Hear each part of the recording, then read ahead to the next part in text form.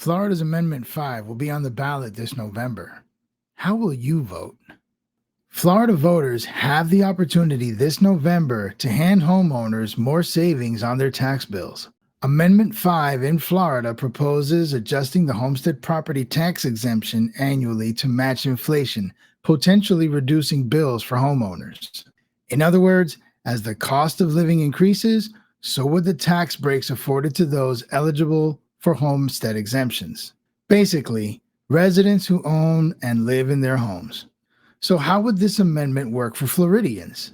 Well, in Florida, our property taxes are determined by the property's value and local tax rates set by cities, counties, and schools.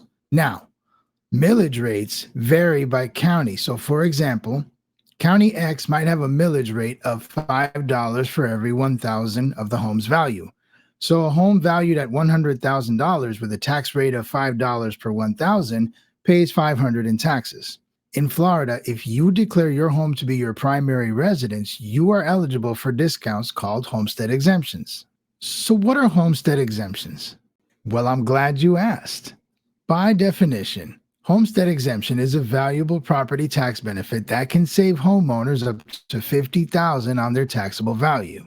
The first $25,000 of this exemption applies to all taxing authorities.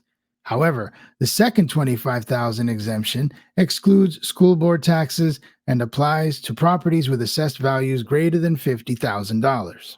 So basically, these exemptions lower the tax value of the home.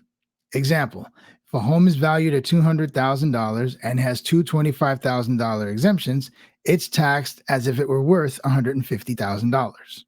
So this is where Amendment 5 kicks in. Amendment 5 proposes a change to the second exemption. It suggests adjusting it annually to keep up with inflation.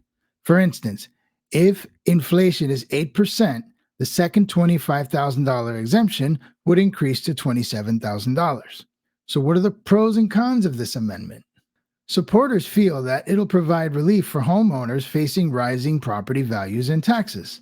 It will help seniors and low-income residents afford to stay in their homes, and it will adjust tax breaks to match the costs of living, which will make taxation feel more fair.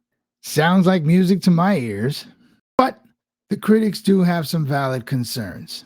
They fear it could reduce revenue for local governments, which could lead to service cuts or tax increases for all residents. It could place more of a tax burden on property owners without exemptions, which I think could hurt our vacation rental economy.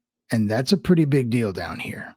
Also, it could result in rent increases for tenants as landlords pass on higher property taxes, which, well, it will hurt renters who aren't in any position to jump into the housing market just yet. So it looks like we Floridians have a big decision on our hands coming up in the next election as we decide whether we want bigger property tax breaks and if the costs are worth the benefits. I guess we'll see where the chips fall when all is said and done. Thank you for taking the time to watch this video. I hope it was able to provide you with some beneficial information.